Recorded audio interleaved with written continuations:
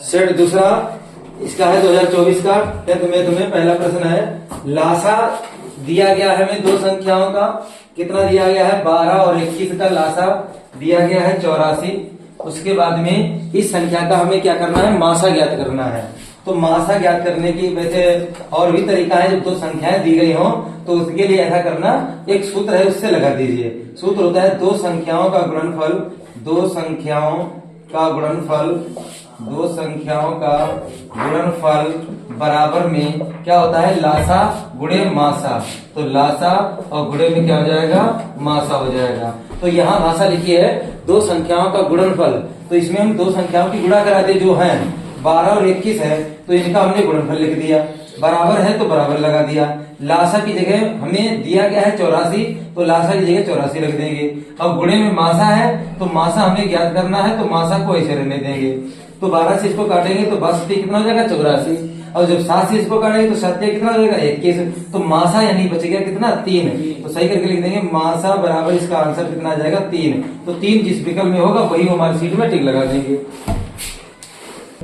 दूसरा प्रश्न देखिए, दूसरा प्रश्न है एक बक्से में 6 नीली और 4 सफेद और 8 लाल कंचे हैं। एक मान लो कोई बक्सा है, ऐसा भी मान लो बक्सा समझ लीजिए। इसमें बक्से में क्या क्या दिया गया है, बॉक्स में 6 नीले कंचे दिए गए हैं। नीले कंचे कितने दिए गए हैं 6, तो नीले लिख लेंगे 6 हो जाएंगे। सफेद लिख लेंगे, सफेद दिए गए हमें कितने हैं 4 दिए गए हैं, तो सफेद 4 हो जाएंगे। और लाल कितने दिए गए, लाल कंचे दिए गए हैं 8, तो लाल कंचे कितने हो जाएंगे 8 हो जाएंगे। तो इसमें कुल कंचे कितने हो जाएंगे, कुल कंचे यानी इनको हम जोड़ देंगे तीनों को, 6 और 4 10 और 4 कितने हो जाएंगे 18। तो कुल कंचे कितने हो गए इस बॉक्स में 18 हो गए। अब हमें इसकी प्रायिकता ज्ञात करनी है कि एक कंचा इसमें से चुना जाता है, तो नीले रंग के होने की प्रायिकता ज्ञात कीजिए। तो नीले की स्थितियां कितनी है इसमें 6, नीले कंचे कितने हैं, तो इसकी अनुकूल स्थितियां बनेगी 6 और कुल स्थितियां बनेगी कितनी 18। तो 6/18 इसको काट देंगे तो इसका आंसर आ जाएगा। तो लिखेंगे नीले कंचे की प्रायिकता, नीले कंचे की प्रायिकता। तो इसमें सूत्र होता है अनुकूल स्थिति बटे में कुल स्थिति। तो अनुकूल स्थितियां नीले की कितनी बन रही है 6 और कुल कितनी है 18। तो 6 से काटेंगे 6 कंचे 6 3 18, तो इसका आंसर आ जाएगा 3। ये जिस विकल्प में होगा वही इसका आंसर हो जाएगा। ठीक है, इसको भी नोट करिए। देखो तीसरा क्वेश्चन है इसमें, ऐसा ये सवाल जो तीसरा प्रश्न है इस सूत्र पे क्वेश्चन आएगा जरूर। इसमें कहा गया किसी बारंबारता बंटन का बहुलक और माध्य दिया गया है। बहुलक 42 दिया गया, माध्य 38.31 दिया गया है। तो बहुलक हमने लिख दिया 42, माध्य लिख लिया हमने 38.1, और इसमें कहा गया माध्य ज्ञात कीजिए, तो माध्य को हमने लिख दिया क्वेश्चन मार्क। तो इसमें क्या करेंगे, एक सूत्र होता है, इस सूत्र को जरूर याद कर लो, यहाँ से एक क्वेश्चन परीक्षा में जरूर आएगा। तो बहुलक बराबर सूत्र होता है इसमें, बहुलक बराबर 3 माध्यक होते हैं और -2 माध्य होता है। इस सूत्र को याद कर लीजिए। इनमें से 2 मान कोई भी दिए गए होंगे, तुमसे 1 मान तुमसे पूछेगा। तो इसमें हमें बहुलक दिया गया है 42, तो बहुलक की जगह 42 रख देंगे बराबर 3। ऐसे ही माध्य की जगह भी हमें दे रखा है कितना 38.1, तो माध्य की जगह 38.1 रख दिया। -2 जो ज्ञात करना होगा उसको ऐसे रहने देंगे, तो 2 माध्य ऐसे रहेगा ये। तो अब ऐसा करते हैं, तो ये 2 माध्य को इधर लेके आते हैं, तो ये 2 माध्य इधर आ जाएगा, प्लस का हो जाएगा। और बराबर में इसमें इसकी गुणा कराते हैं, तो 3 एकम 3 हो गया, अब 8 3 24 हो गए, यहाँ से लगे 2 3 3 9 2 कितने हो गए 11, तो 114.3 ये हो गए। अब 42 को उधर जब लेके जाएंगे तो ये संख्या कहाँ भी जाएगी, माइनस की हो जाएगी। तो 2 माध्य तो ऐसे बचा, ये तो ऐसे रहेगा। उसके बराबर में इसको घटाएंगे तो कितना बचेगा, 4 से 2 जाएंगे तो 2 बचेंगे, और यहाँ पर जब 11 से जब 4 जाएंगे तो कितने बचेंगे 7 बचेंगे, और 0.3 तो ऐसे रहेंगे। अब इसको हम जब 2 से भाग करेंगे तो 2 से जब इसको काटेंगे तो कितना आएगा, 2 3 6, 1 बचा, कितने हो गए यहाँ पर 12, तो 2 संग 12 हो गया, पॉइंट ऐसे लग जाएगा, 2 एकम 2, 1 बचा, 2 पंचे 10। तो इसका जो माध्य हो जाएगा वो कितना हो जाएगा 36.15 हो जाएगा। ये इसका आंसर हो गया। ठीक है, इसमें जिस विकल्प में हो वही लगा देंगे। कौन से विकल्प में है 36.15, बी विकल्प में है तो बी लग जाएगा इसको। अभी चलाना नहीं, इसको उतार ले पहले। देखिए अगले प्रश्न में कहा गया है, चौथे सवाल में वर्ग अंतराल दिया गया, बारंबारता दी गई, तो कहा गया उपरोक्त बारंबारता बंटन का बहुलक वर्ग होगा। तो बहुलक वर्ग ज्ञात करना बहुत ही आसान है। बहुलक वर्ग में सबसे अधिकतम बारंबारता देखेंगे। अधिकतम बारंबारता इसमें कितनी है? 18। तो अधिकतम जो बारंबारता है वो कितनी हो जाएगी? इसकी 18 हो जाएगी। तो 18 के सामने वाला जो वर्ग होगा, अधिकतम बारंबारता कितनी है? 18 है। तो हमें बहुलक वर्ग पूछा गया, तो बहुलक वर्ग जो इसके सामने है 15 से 20, तो बहुलक वर्ग इसका जो हो जाएगा वो कितना हो जाएगा? 15 से 20। तो बहुलक वर्ग जो हो गया इसका वो कितना हो गया? 15 से 20। ये जिस विकल्प में है वही इसका आंसर हो जाएगा। इस विकल्प में दिया गया है 15 से 20, 15 से 20 डी विकल्प में दिया गया। ये भी क्वेश्चन हो गया, इसको भी नोट करिए। 5वां प्रश्न का आ गया है, 52 पत्तों की अच्छी तरह से फेंटी गई एक गड्डी में से एक पत्ता निकाला जाता है, तो एक तस्वीर वाला जो पत्ता है उसकी प्रायिकता ज्ञात करनी है। तो पत्ते लगभग गांव वाले जो बच्चे वो लोग सभी लोग जानते हैं। तो पत्ते इसमें ताश की जो पत्ते इसमें कहा गया क्वेश्चन में, कुल पत्ते जो दिए गए हैं वो 52 पत्ते दिए गए हैं। कुल पत्ते कितने दे रखे हैं? 52। तो एक इसमें क्वेश्चन में कहा गया इसमें से ही एक पत्ता निकालते हैं और वो तस्वीर वाला होना चाहिए। तो तस्वीर वाले पत्तों की संख्या कितनी होती है? 12 होती है। तो तस्वीर वाले जो पत्ते होते हैं उसकी जो संख्या होती है वो कितने होते हैं? तस्वीर वाले जो पत्ते होते हैं इसमें टोटल वो 12 होते हैं। कितने होते हैं? 12। तो इसकी जो प्रायिकता होगी तो अनुकूल स्थिति बटे में कुल स्थिति, तो अनुकूल स्थितियां कितनी है? 12 और कुल स्थितियां कितनी है? पत्ते में होते हैं 52। तो इसको जब हल करेंगे तो 4 से काट दीजिए इसको, 4 तियां 12 हो जाएंगे, या 4 से काट दो या 3 से, चलो 3 से नहीं 4 से काट दो, 4 तियां 12 हो गया। और इसको 4 से काटेंगे तो 4 1 4, 4 तियां बने 3/13 हो जाएगा। तो 3/13 इसका आंसर हो जाएगा। तो ये जिस विकल्प में है वही इसका आंसर हो जाएगा, सी विकल्प है इसका। छठा जो प्रश्न है वो इसमें छठा प्रश्न में कहा गया है, एक परिमेय संख्या एक अपरिमेय संख्या का अंतर होता है। तो परिमेय संख्या जानते हो क्या होती है? तो परिमेय संख्या अगर हम लिखें, कोई भी एग्जाम्पल तुम्हें बताएं, मान लो परिमेय संख्या जैसे होती है P/Q के रूप की होती है, तो कोई भी लिख लो 2/3 या 5/3 कुछ भी लिख लो, मान लो ये परिमेय संख्या है। एक अपरिमेय संख्या कोई एग्जाम्पल बता दो, एक अपरिमेय संख्या लिख लीजिए, एक अपरिमेय संख्या हो जाएगी। तो एक अपरिमेय संख्या इसकी कितनी हो जाएगी? मान लो कोई भी जिसपे लगाओ रूट लगाओ, तो मान लो ये अपरिमेय संख्या हो गई। तो इसमें कहा गया परिमेय संख्या और अपरिमेय संख्या का अंतर, अंतर का मतलब होता है घटाना। तो इसमें से इसको घटा दें, 2/3 में से √3 घटा दें, तो ये संख्या जो बची ये कैसी बची? ये भी तो अपरिमेय है, यहाँ भी √3 लगा है, तो ये भी कैसी हुई? अपरिमेय। तो यहाँ लिख देंगे सदैव अपरिमेय। कैसी होती है? सदैव अपरिमेय रहेगी। अगर इसको जो हम घटाएंगे तो इसका आंसर हो जाएगा सदैव अपरिमेय संख्या। तो कौन सा इसका विकल्प दिया गया होगा ऑप्शन में? तो कौन सा इसका विकल्प सही? ए विकल्प सही हो जाएगा। 7वें प्रश्न में कहा गया है, निम्नलिखित संख्याओं में कौन सी संख्या एक परिमेय संख्या है? तो इसको हम क्या करेंगे? परिमेय संख्या में देखेंगे। पहला जो ऑप्शन दिया गया है वो क्या दिया गया? ए ऑप्शन में √3/√5 दिया गया। ना हम 3 का वर्गमूल जानते ना ही 5 का जानते, तो ये तो है तुम्हारी कैसी संख्या? अपरिमेय। ये तो परिमेय है नहीं, तो ये इसको छोड़ दीजिए। बी विकल्प इसका देखते हैं। बी विकल्प क्या है? √2 है और गुणे में √7 है। अगर इनकी हम गुणा करा दें तो √7 दूनी कितना हो जाएगा? 14 हो जाएगा। तो जो भी कैसी होगी इसका वर्गमूल भी नहीं निकलेगा, तो ये भी कैसी होगी? अपरिमेय संख्या होगी। तो ये भी अपरिमेय होगा। हमें परिमेय छांटनी है, तो हम सी विकल्प में देखेंगे। सी विकल्प में क्या है? √5 है, फिर प्लस √7 है, फिर गुणे में √5 माइनस √7। इनकी अगर गुणा कराएं a + b a - b के अनुसार से गुणा कराइए इनकी, तो √5 की √5 में कराएंगे तो 5 हो जाएगा, प्लस माइनस करेंगे तो माइनस हो जाएगा, √7 की √7 में कराएंगे तो 7 हो जाएगा। अगर हम 5 में से 7 को घटाते हैं तो माइनस का 2 बचता है। अब इस पे कहीं रूट रह गया? नहीं रह गया। तो ये संख्या तुम्हारी बची, ये कैसी बची है? ये परिमेय बची। तो परिमेय उसको पहचानो जिसपे √, नहीं लगा होना चाहिए, वो संख्या कैसी हो जाएगी? परिमेय हो जाएगी। अगर डी विकल्प देखा जाए तो √12 है, तो डी विकल्प में तो √12 का वर्गमूल भी नहीं निकल पाएगा।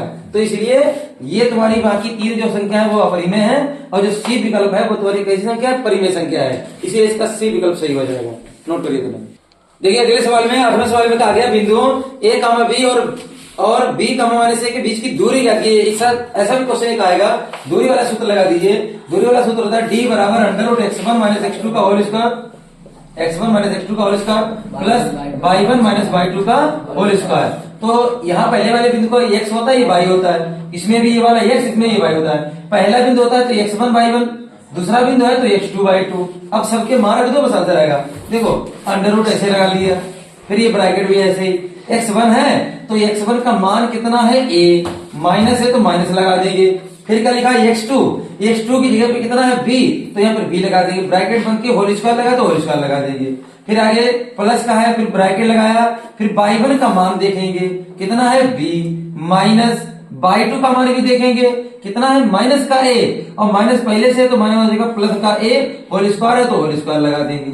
अब इसमें सूत्र लग जाएगा a माइनस बी का होल स्क्वायर, सबको पता होना चाहिए, तो सबको पता ही है a माइनस बी का होल स्क्वायर होता है a square plus b square minus 2ab, फिर प्लस इसमें भी लगाएंगे a प्लस बी का होल स्क्वायर, a समझ लो ये वाला है, कोई दिक्कत नहीं, ये वाला समझ सकते हो, a स्क्वायर यानी b square plus b square यानी a स्क्वायर प्लस 2ab, चाहे a भी लिखो चाहे b लिखो बात एक ही है, क्योंकि वो तो गुणे में ही है, ये माइनस के हैं और ये प्लस के हैं, ये कट गए तो अंडर रूट के अंदर बचा कितना, a स्क्वायर में a स्क्वायर जुड़ गया तो 2a स्क्वायर हो गया, और b स्क्वायर में b स्क्वायर जुड़ गया तो कितना हो गया 2b स्क्वायर हो गया।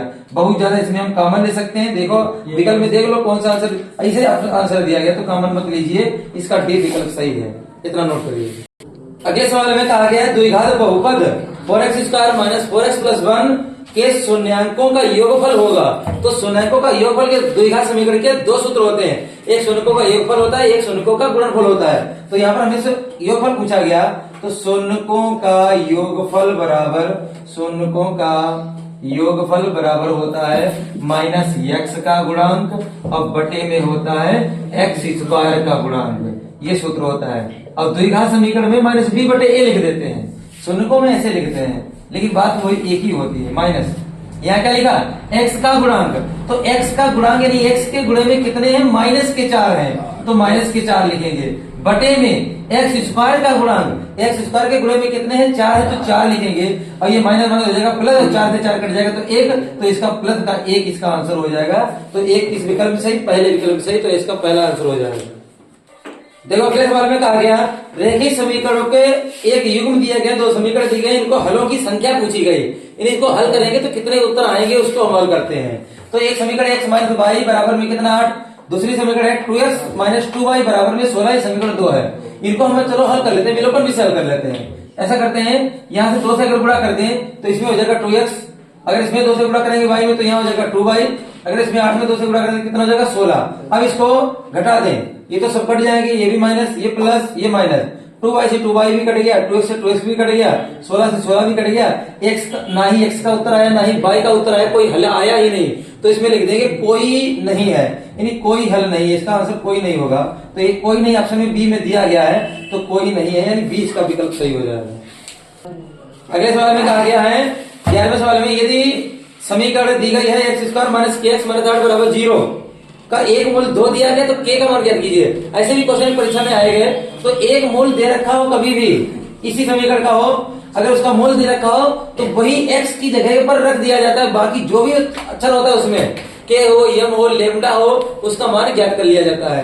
तो हमें यहाँ पर के का मान ज्ञात करना है, तो ये जो मूल है वही x की जगह 2 रख दिया जाएगा इसमें, तो क्योंकि ये इसी समीकरण का मूल है, मूल का मतलब होता है x का हल, तो इसीलिए x का मान x की जगह रखा जाएगा, तो x बराबर 2 रखने पर, तो इसमें हम अगर थोड़ा 2 रख दें तो जहां जहां x है वहां हमने 2 रख दिया, स्क्वायर है तो स्क्वायर लगा दिया, माइनस है तो माइनस, के लिखा तो के लिखेंगे, यहाँ x भी है तो यहाँ भी हमें 2 लिखना है, माइनस का कितना 8 बराबर में कितना है 0, तो बराबर में 0 नोट कर दिया, 2 का वर्ग हो गया 4, माइनस 2 की के में गुणा करें तो 2k हो गया, माइनस का कितना है 8 बराबर में कितना 0, 4 में से 8 जाएंगे तो माइनस के 4 बचेंगे, माइनस के 2k को उधर ले जाओ, काय का 2k हो जाएगा प्लस का हो जाएगा, और 2 से जब इसको काटेंगे तो 2 दूनी 4, तो k का उत्तर आ जाएगा माइनस का 2, तो इसका k का जो आंसर आ गया वो कितना आ गया माइनस का 2, ये जिस विकल्प में है वही इसका आंसर हो जाएगा 2। अगले सवाल में कहा गया एक समांतर श्रेणी दी गई है एपी, इसको समांतर श्रेणी बोलते हैं, 10 7 4 डॉट डॉट लिखा है, ऐसे ही क्वेश्चन में कहा गया 20वां पद कितना होगा,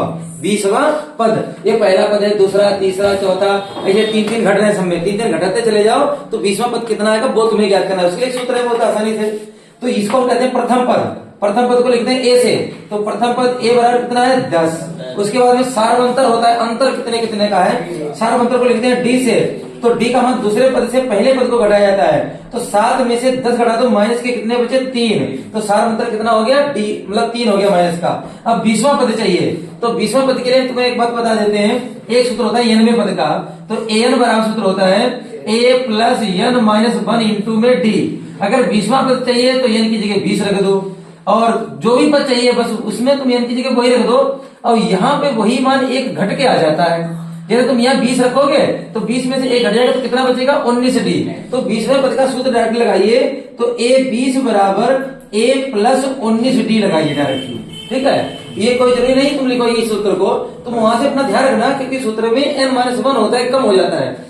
ऐसे बताओ 50वां पद लिखेंगे तो क्या लिखोगे a प्लस 49d, क्या लिखेंगे a प्लस 49d। ऐसे कोई भी पद होगा तो इस सूत्र से बना लिया करना, एक घटा के 20 हो तो उसमें से जैसे 19d हो गया, तो a की जगह पे कितना हो गया 10 प्लस 19 ऐसे ही, और d की जगह पे कितना हो गया माइनस का 3, तो ये 10 ऐसे रहेंगे, तो 19 के कितने हो गए 57 हो जाएंगे, माइनस के वो भी क्योंकि यहाँ माइनस है, तो यहाँ पे 10 में से 57 हो गए तो कितने बचे माइनस के कितने बचेंगे 47। तो ये जिस विकल्प में है वही इसका आंसर हो जाएगा। नोट करिए। अगला प्रश्न है 13वां प्रश्न, कहा गया 10 सेंटीमीटर त्रिज्या वाले एक वृत्त के बिंदु P पर, एक है वृत्त जिसकी त्रिज्या है 10 सेंटीमीटर और इसी वृत्त के एक बिंदु P पर कहा गया है, तो इसकी त्रिज्या मान लो ये हो गई 10 सेंटीमीटर, ये इसकी वृत्त की त्रिज्या हो गई 10 सेंटीमीटर, और इसी वृत्त के एक बिंदु P पर, एक वृत्त का हमने बिंदु मान लिया, इसका नाम रख दिया P नाम रख दिया।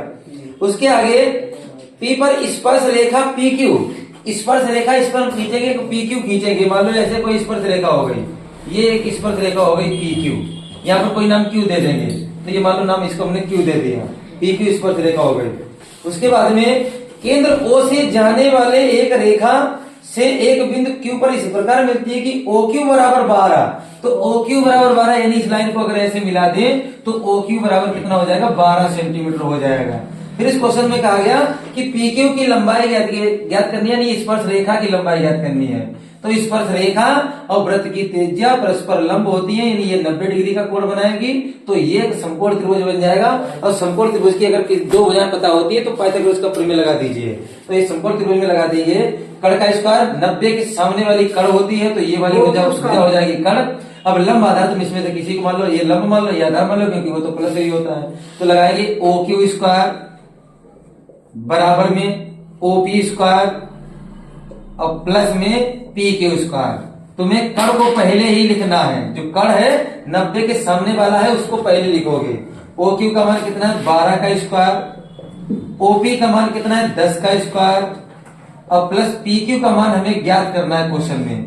12 का स्क्वायर होता है 144, 10 का स्क्वायर होता है 100, इधर आएगा माइनस का, बराबर में बचेगा PQ स्क्वायर, तो PQ स्क्वायर बराबर बचेगा, घट जाएंगे तो 44 बचेंगे, तो स्क्वायर हटाएंगे तो रूट चढ़ जाएगा, तो 44 का जो वर्गमूल होगा वो कितना हो जाएगा 44 का, यानी 44 का लिखेंगे 4 से काटेंगे तो 4 का हो जाएगा 2 और 11 का निकलेगा तो 2 रूट 11 इसका आंसर हो जाएगा। तो इसका स्क्वायर यहाँ से जब रूट चढ़ गया तो स्क्वायर हट जाएगा, ये इसका आंसर। अगला प्रश्न देखिए, सवाल नंबर 13 हो गया, तुम्हारे सवाल नंबर 14 देखिए। सवाल नंबर 14 जो है इसमें क्वेश्चन में कहा गया है, यदि दो घनों जिनमें से प्रत्येक का आयतन 8 सेंटीमीटर क्यूब है, यानी दो घन है उनमें से जो प्रत्येक का आयतन दिया गया है वो 8 सेंटीमीटर क्यूब दिया गया है, तो पहले हम ऐसा करते हैं दो घन बना देते हैं, इसको ऐसे मिला दीजिए, तो एक घन ये हो गया। इसी प्रकार से हमें एक दूसरा घन भी बनाना है, तो एक मालूम है इसको दूसरा घन भी इस प्रकार से बराबर बना देते हैं, क्योंकि हमें प्रत्येक का आयतन जो दिया गया है वो कितना दिया गया 8 सेंटीमीटर क्यूब दिया गया है। तो आयतन जब 8 सेंटीमीटर क्यूब दिया गया, इनकी जो भुजा होगी वो कितनी हो जाएगी 2 सेंटीमीटर, क्योंकि घन का आयतन हमें दिया गया प्रत्येक का, तो घन का आयतन जो दिया गया है वो कितना दिया गया है 8 सेंटीमीटर क्यूब दिया गया है। कितना दिया गया है 8 सेंटीमीटर क्यूब। और घन का आयतन का जो सूत्र होता है वो क्या होता है भुजा क्यूब। घन का आयतन का जो सूत्र होता है क्या होता है भुजा क्यूब होता है। तो 8 का अगर क्यूब निकालेंगे तो लिखेंगे 2 की घात 3, तो क्यूब से क्यूब कट जाएगा, तो जो घन की भुजा बचेगी वो कितनी बचेगी 2 सेंटीमीटर बचेगी। तो इसकी भी भुजा हो गई 2 सेंटीमीटर और इसकी भुजा भी हो गई 2 सेंटीमीटर, क्योंकि प्रत्येक का कहा गया था जो आयतन है वो कितना है 8 सेंटीमीटर है। अब क्वेश्चन में कहा गया है इन दोनों घनों को एक में मिलाकर एक घना बना लिया गया। इन दोनों घनों को देखो एक में मिला देते हैं, अगर एक में मिलाएंगे तो इन दोनों घनों को देखो कैसी आकृति बचेगी। इन दोनों घनों को देखो एक में हम मिलाते हैं तो एक घन तो ये हो गया, मान लो तुम्हारा इतना, ठीक है। इसको हम एक घन यहाँ पे ऐसे बना देते हैं तो एक घन ये हो जाएगा। उसके बाद में इसको मैं यहाँ मिला देंगे, ये मिल जाएगा, इसको एक घन ये बन गया इस प्रकार से। अब इसी में दूसरा घन भी मिलाना है तो ये वर्ग की आकृति बनाए तो इसी पर से एक वर्ग की आकृति ऐसे बनाइएगा। और जब ये वर्ग की आकृति बनी है तो इसी पर से ऐसे दूसरी वर्ग की आकृति बनाइएगा। अब इस सिरा को मिला तो इस सिरा को मिला दीजिए, तो अब ये दोनों मिल गए, तो अब ये आकृति बन गई घनाभ की। अब आकृति कैसी बन गई? घनाभ की। तो अब यहाँ से यहाँ तक की जो लंबाई हो गई वो कितनी हो गई? 2 ये थी और 2 ये थी, तो 4 हो गई। तो इसको कहते हैं लंबाई। तो 2 + 2 जुड़ जाएगी तो कितनी बन जाएगी? 4 सेंटीमीटर। लेकिन इसकी चौड़ाई भी नहीं बदली और ना ही ये ऊंचाई बदली, तो चौड़ाई भी 2 रही, यानी चौड़ाई को लिखते हैं b से, चौड़ाई 2 रही, और ऊंचाई को लिखते हैं h से, ऊंचाई भी 2 ही रही। ना ही इसकी चौड़ाई बदली ना ही इसकी ऊंचाई बदली, लेकिन जब इनको मिलाया गया तो इसकी लंबाई बदल गई। तो लंबाई 2 और 2 मिलकर कितनी हो गई? 4। अब इसी हमें घनाभ का क्या चाहिए? क्षेत्रफल चाहिए। तो घनाभ का क्षेत्रफल का सूत्र होता है, लगा देंगे बस आंसर आ जाएगा। तो घनाभ का क्षेत्रफल क्या होता है? 2 ब्रैकेट में लंबाई गुणे चौड़ाई प्लस चौड़ाई गुणे ऊंचाई, फिर प्लस ऊंचाई गुणे लंबाई, क्रम से रहता है। L B H होता है, तो L के बाद में B और फिर B के साथ में H और H के साथ में L, इस प्रकार से लगाइए। अब मान रखते हैं 2 ऐसे ही, लंबाई की जगह रख देंगे 4, गुणे में चौड़ाई की जगह रख देंगे 2, फिर प्लस 2 गुणे 2 रहेगा, फिर प्लस ऊंचाई की 2 और लंबाई की जगह कितना? 4। तो ये 2 तो ऐसे रहेंगे, तो ये 4 दूनी हो जाएंगे 8, ये 2 दूनी हो जाएगा 4, यहाँ भी 4 दूनी हो जाएगा 8, तो 8 8 16 और 4 कितने हो जाएंगे? 20। तो 20 की 2 से गुणा करेंगे तो 20 दूनी 40 सेंटीमीटर स्क्वायर। ये इसका आंसर हो जाएगा 40 सेंटीमीटर स्क्वायर, जिस विकल्प में है वो इसका आंसर। अगला प्रश्न है 15वां का आ गया, यदि 14 सेंटीमीटर त्रिज्या के एक वृत्त के त्रिज्य खंड का क्षेत्रफल, ये कोई वृत्त है, त्रिज्य खंड जानते कैसा होता है? मान लो कोई इधर वृत्त है तो त्रिज्य खंड होता है त्रिज्याओं द्वारा जो खंड होता है। एक त्रिज्या ये हो गई, एक त्रिज्या ये हो गई, तो ये त्रिज्याओं द्वारा त्रिज्य खंड हो गया। यही क्षेत्रफल होता है त्रिज्य खंड का क्षेत्रफल। तो इसकी त्रिज्या दी गई है 14 सेंटीमीटर, तो r का मान हो जाएगा 14 सेंटीमीटर। ये हो गई त्रिज्या इसकी 14 सेंटीमीटर हो गया। और इसका त्रिज्यखंड का क्षेत्रफल दिया गया 154 सेंटीमीटर स्क्वायर। तो त्रिज्यखंड का कोण होगा, यानी ये वाला कोण कितना, यानी थीटा हमें ज्ञात करना है। और त्रिज्यखंड का क्षेत्रफल हमें दिया गया है, तो त्रिज्यखंड का क्षेत्रफल दे रखा है, त्रिज्यखंड का क्षेत्रफल हमें दिया गया है, कितना दिया गया है? 154 सेंटीमीटर स्क्वायर। ये हमें त्रिज्यखंड का क्षेत्रफल दे रखा है। अब त्रिज्यखंड का क्षेत्रफल जो अगर क्षेत्र जिन्हें अच्छे से पढ़ा है उनको सबको पता है, क्या आता है बताओ जरा? थीटा बटे 360 पाई आर स्क्वायर। थीटा बटे 360 कितना होता है? पाई आर स्क्वायर, बराबर में कितना? 154। थीटा हमें ज्ञात करना है, तो ऐसे ही रहेगा, बटे में 360 ऐसे रहेंगे, गुणे में पाई का मान 22/7 रख देंगे, त्रिज्या r का मान हमें दिया गया 14, तो 14, लेकिन स्क्वायर है तो इसको 2 बार लिख देंगे, और बराबर में कितने हैं? 154 है तो 154 लिख देंगे। अब इसको हम काट देंगे, 22 7 154 होते हैं, 22 7 कितने होते हैं? 154 होते हैं। 7 से इसको काटेंगे तो 7 दूनी 14 हो गया, 2 आ गए, और 7 से ये वाला भी काट दीजिए, 7 से इसको 14 को काटेंगे तो यहाँ 2 आ जाएंगे, तो बचा कितना? थीटा के बटे में 360 बचे, और गुणे में कितने बचे? 2 दूनी 4 हो गए, गुणा हो जाएगी तो कितना हो जाएगा? 4, और बराबर में कितना बचा? बराबर में तो 1 बचा, कितना बचा? 1। 4 से इसको काट दें, 4 एकम 4, और 4 से इसको काट के 4 में 36 यानी 90 हो गया। 90 की त्रिज्या गुणा कर दे तो थीटा हमें प्राप्त हो जाएगा 90, यानी इसका जो कोण बनना था वो कितना बनना था? 90 बनना था। ये इसका आंसर हो जाएगा, नोट करिए। 16वां प्रश्न है, बहुत आसान त्रिकोणमिति से दिया गया है। अभी तक त्रिकोणमिति क्वेश्चन आए भी नहीं थे, लास्ट में त्रिकोणमिति क्वेश्चन दिए हैं, वो भी लगातार कितने? 16, 17, 18, 19 तक दिए गए हैं, 4 क्वेश्चन दिए गए हैं। तो 2 sin 30, तो 2 sin 30 हो गया, इंटू में cos 30 हो गया। अब ये सूत्र भी होता है sin 2a का, इसका सूत्र होता है sin 2a का, में sin 60 हो जाएगा, sin 60 का मान होता है √3/2। अगर ये सूत्र नहीं पता हो तो इनके मान रख दीजिए केवल। sin 30 का मान होता है 1/2, cos 30 का मान होता है √3/2, 2 से 2 कट गया तो √3/2 बचा, तो √3/2 इसका आंसर हो गया, ये इसका आंसर हो गया। अगला 17वां प्रश्न कह रहा है, यदि sin थीटा का मान 4/3 है, sin थीटा का मान 4/3 नहीं 3/4 दिया गया है, तो tan थीटा का मान कितना होगा? यानी tan थीटा का मान क्वेश्चन मार्क है। तो इसके लिए बहुत आसान है, त्रिभुज से बना लीजिए, त्रिभुज से हल कर लीजिए इसको। इसका नाम, त्रिभुज का नाम ABC, थीटा है तो यहाँ पर कौन थीटा मानिए, क्योंकि इसके सामने वाला लंब ये रहेगा। तो sin थीटा लंब बटे कक्का से होता है, तो उसे याद कर लीजिए अपना, लंब बटे कड़, तो लंब हो जाएगा कितना? 3, और कड़ कितना हो जाएगा? 4। तो ये हमें पहले आधार ज्ञात करना पड़ेगा, तब हम tan को ज्ञात कर पाएंगे। तो इसमें लगाएंगे सूत्र पाइथागोरस की प्रमेय का, कड़ का स्क्वायर यानी AC स्क्वायर बराबर लंब स्क्वायर यानी बीसी स्क्वायर और प्लस आधार स्क्वायर यानी एबी स्क्वायर। तो एसी का मान कितना है 4 का स्क्वायर बराबर में बीसी का मान कितना है हमें दिया गया है 3 का स्क्वायर और एबी का मान हमें क्या करना है ज्ञात करना है। तो एबी स्क्वायर को हम क्या करेंगे ज्ञात करेंगे। तो 4 का वर्ग हो गया 16 और 3 का वर्ग हो गया 9, इधर आएगा तो माइनस का हो जाएगा बराबर में क्या बचेगा एबी स्क्वायर बचेगा। कितने बचेंगे यहाँ पे 7 बचेंगे। तो एबी स्क्वायर बराबर जो बचेगा वो कितना बचेगा 7 स्क्वायर हटाएंगे रूट चढ़ा देंगे तो एबी का मान आ जाएगा √7। तो यानी हमें भुजा एबी पता चल गई तो कितनी आ गई √7 आ गई। जब √7 आ गई तो हमें 10 बराबर सूत्र था लंब बटे आधार। क्या होता है 10 बराबर लंब बटे आधार। तो लंब है कितना 3 और आधार कितना है √7। तो 10 का सूत्र हो गया 3 बटे √7। ये जिस विकल्प में होगा वही इसका आंसर हो जाएगा। अगला प्रश्न है 18वां। कोसेक स्क्वायर एक्स यानी एक्स नहीं कोसेक ए प्लस काट ए और इंटू में दिया गया है 1 माइनस कास ए। तो इसको क्वेश्चन में कहा गया हल कीजिए। ऑप्शन में उत्तर में दिए गए हैं cos 10 सेक साइन ये आने हैं। तो ऐसा करते हैं इसको कोसेक का सूत्र होता है सर्वसमीका में 1 बटे साइन ए। कोसेक का सूत्र 1 बटे क्या होता है साइन ए होता है। तो कोसेक ये लगा देंगे 1 बटे साइन ए। और काट का होता है कास बटे साइन। काट का क्या होता है कास बटे में साइन होता है। तो कास बटे में साइन हो जाएगा। और फिर ऊपर क्या है इंटू में तुम्हारा 1 माइनस कास ए को ऐसे रहने दीजिए। सब देखो साइन और कास के पदों में हो गए।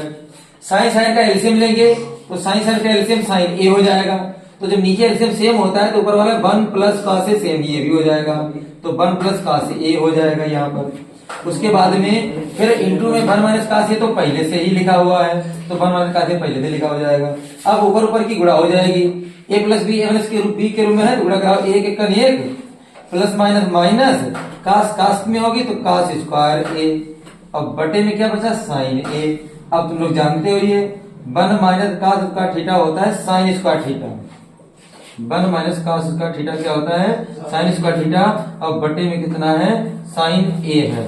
तो इसमें एक साइन से एक साइन कट जाएगा तो एक साइन बचा यही इसका आंसर हो जाएगा। तो ये इसका आंसर हो गया। अगला 19वां प्रश्न जो है 1 माइनस टेन स्क्वायर ए बटे में 1 माइनस काट स्क्वायर ए। टेन और काट में एक संबंध होता है कोई भी लगा सकते हो। काटे में एक संबंध होता है तो 1 बटे टेन ए या टेन ए बराबर लिखेंगे तो 1 बटे काटे लिखेंगे। तो कोई भी इसमें एक बना एक जैसा बना दीजिए। चलो हमने टेन को ऊपर ऐसे रहने दिया 1 माइनस टेन स्क्वायर ए बटे में काट की जगह पे लगा देंगे 1 बटे टेन ए 1 बटे टेन ए। अगर पूरे भी स्क्वायर लगाएंगे तो 1 का स्क्वायर 1 रहेगा 10 का स्क्वायर तो 10 स्क्वायर ये हो जाएगा। इसकी त्रिशी गुणा कर देंगे तो ऊपर तो 1 माइनस टेन ए ऐसे रहा ठीक है। उसके बटे में 10 10 स्क्वायर ए हो जाएगा और माइनस का कितना बचेगा 1 और बटे में भी कितना 10 स्क्वायर ए हो जाएगा। अब ये वाले मान तो कट तो जाएंगे लेकिन यहाँ पे उल्टा है तो माइनस का आंसर आ जाएगा केवल अगर सही करोगे। ये देखो अगर हम इसको लिखें 10 ए को पहले लिख दें और माइनस 1 को बाद में लिख दें तो इसके आगे केवल क्या आ जाएगा माइनस का आ जाएगा। और बटे में कितना है स्क्वायर भी है इस पे यहाँ स्क्वायर भी चल रहा था तो यहाँ स्क्वायर भी रहेगा। अब बटे में क्या है जो बटे में है वो तो तुम्हारा ऐसा रहेगा ही 10 स्क्वायर ए माइनस 1 10 स्क्वायर ए माइनस 1 हो जाएगा। और लेकिन ये बटे में जो है तो ये पलट के ऊपर आ जाएगा। तो बटे में है तो 10 स्क्वायर ए ऊपर आ जाएगा। तो अब ये वाला पद तुम्हारे इससे कट जाएगा तो माइनस का 10 स्क्वायर ए बचा तो माइनस का 10 स्क्वायर ए इसका आंसर हो जाएगा। नोट करिए। अगला प्रश्न है 20वां दिए गए चित्र में एस टी समांतर है क्यूपी। एक चित्र है हमने चित्र बना दिया है पहले ही। इसमें कहा गया है एस टी समांतर है क्यूपी के यानी ये वाली जो भुजा है और इस भुजा के क्या है समांतर है। तो बड़ा त्रिभुज और छोटे त्रिभुज फिर कैसे हो जाएंगे समरूप हो जाएंगे। अगर भुजा समांतर होती है तो वो दोनों त्रिभुज कैसे हो जाते हैं समरूप हो जाते हैं। या तो हम थ्रेड्स की परिमेय भी लगा सकते हैं तो थ्रेड्स की परिमेय लगा देंगे इसमें ज्यादा बढ़िया है। इसमें कुछ जो मान दिए गए वो हम तुम्हें बता देते हैं। पीटी का मान सामने लिखा है तुम्हारा 2.8 सेंटीमीटर है और टीआर का मान तुमसे क्वेश्चन में ज्ञात करना है। उसके बाद में क्यूएस का मान दिया गया 3 सेंटीमीटर और एसआर का मान दिया गया 1.5 सेंटीमीटर। तो इसमें जो ये वाली भुजा अगर इस भुजा के समांतर दी गई होती है तो थ्रेड्स की परिमेय ज्यादा लगा तो ज्यादा बढ़िया है। तो पी टी के बटे में टी आर और बराबर में क्यूएस के बटे में एस आर। तो यहाँ लगाएंगे पीटी के बटे में लगाएंगे टी आर अब बराबर में क्या लगाएंगे, QS के बट्टे में क्या लगाएंगे, SR। ऐसे ही सवाल अभी वहां सवाल इसमें चल रहे हैं स्कूल में, QS के बट्टे में क्या लिखेंगे, SR लिखेंगे। बस मान रख दो, बस आंसर आ जाएगा। PT का मान कितना है, 2.8, तो PT का मान 2.8 बटे में TR का मान हमें ज्ञात करना है, तो ऐसे रहेगा बराबर में QS का मान दिया गया है 3, तो 3 रख देंगे, बटे में SR का मान दिया गया है 1.5, तो 1.5 रख देंगे।